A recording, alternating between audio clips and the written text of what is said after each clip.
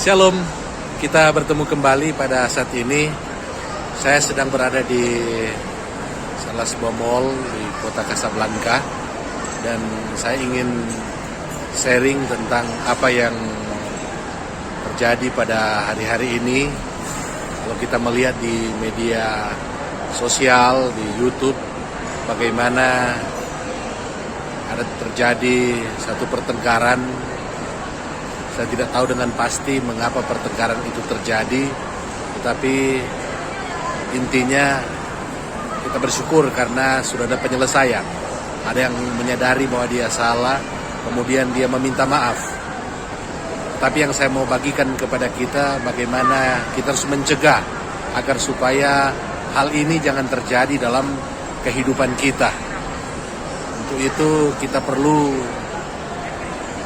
melakukan apa yang menjadi kehendak Tuhan dalam kehidupan ini. Kehendak Tuhan dalam kehidupan saya dan saudara, tentu kita harus melakukan apa yang menjadi perintahnya, apa yang menjadi nasihat-nasihat dari Tuhan.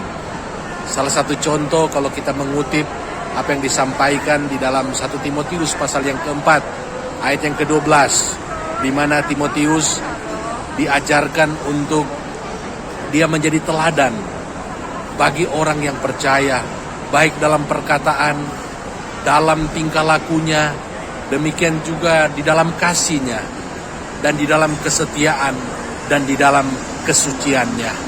Kita diminta oleh Tuhan agar supaya kita menjadi teladan di dalam kasih kita, dalam tingkah laku kita, di dalam kesucian kita. Ini yang harus dimiliki oleh setiap orang-orang yang telah percaya. Kita harus menjadi teladan dimanapun kita berada. Kalau kita menghadapi situasi-situasi di mana kita mungkin dihina, di mana kita diperlakukan tidak adil, mari kita bersikap sabar. Jangan kita melawan, jangan kita cepat emosi atau cepat membalas apa yang dilakukan oleh orang lain kepada kita. Karena saya yakin dan percaya kalau kita menjadi pribadi yang sabar, maka firman Allah berkata kita melebihi seorang pahlawan. Oh, luar biasa. Menjadi seorang pahlawan itu tidak harus dengan kita mengangkat senjata dan berperang. Itu bagian daripada pendahulu kita yang telah memperjuangkan kemerdekaan bangsa Indonesia. 10 November yang lalu kita peringati Hari Pahlawan. Nah, dalam bagian ini yang saya mau tekankan kepada kita menjadi pahlawan juga dengan kita bersikap sabar. Kita bersikap lemah lembut terhadap satu dengan yang lain. Kita tidak cepat membalas makian dengan makian. Kita tidak cepat membalas perlakuan yang kasar dengan perlakuan yang kasar.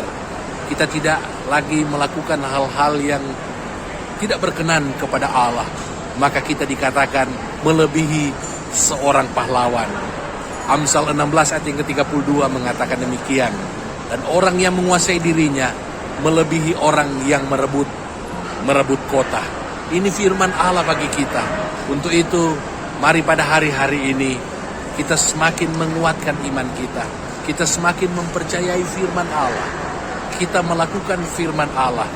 Dan kita mengasihi bukan hanya dengan perkataan kita, tetapi mengasihi dengan perbuatan, mengasihi dengan tingkah laku kita.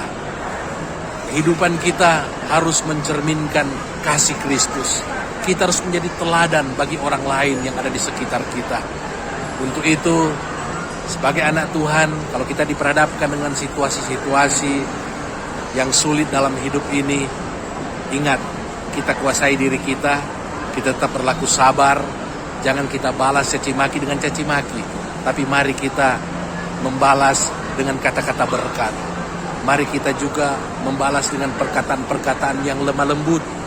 Karena Amsal 15 ayat yang pertama berkata, jawaban yang lemah lembut itu meredakan kegeraman.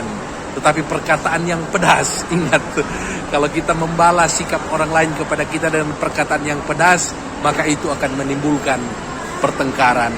Itu akan menimbulkan yang namanya amarah. Untuk itu, mari kita menjawab dengan lemah lembut. Dan saya yakin dan percaya kita akan memperoleh damai sejahtera ketika kita melakukan apa yang Tuhan firmankan, Tuhan ajarkan kepada kita untuk kita lakukan dalam kehidupan ini. Dan yang terutama, mungkin saat itu saudara merasa seperti kalah, saudara diperlakukan dengan tidak adil karena sikap dan perlakuan orang lain kepada saudara. Ingatlah, dengan demikian kita menjadi sama seperti Kristus. Kita menderita untuk Kristus. Ya, kita tidak membalas kejahatan dengan kejahatan, tetapi kita membalas kejahatan dengan kebaikan.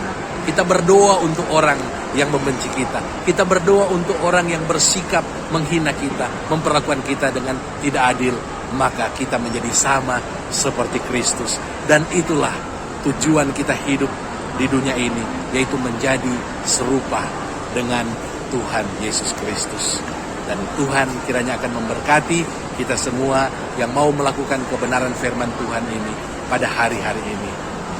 Sampai ketemu kembali.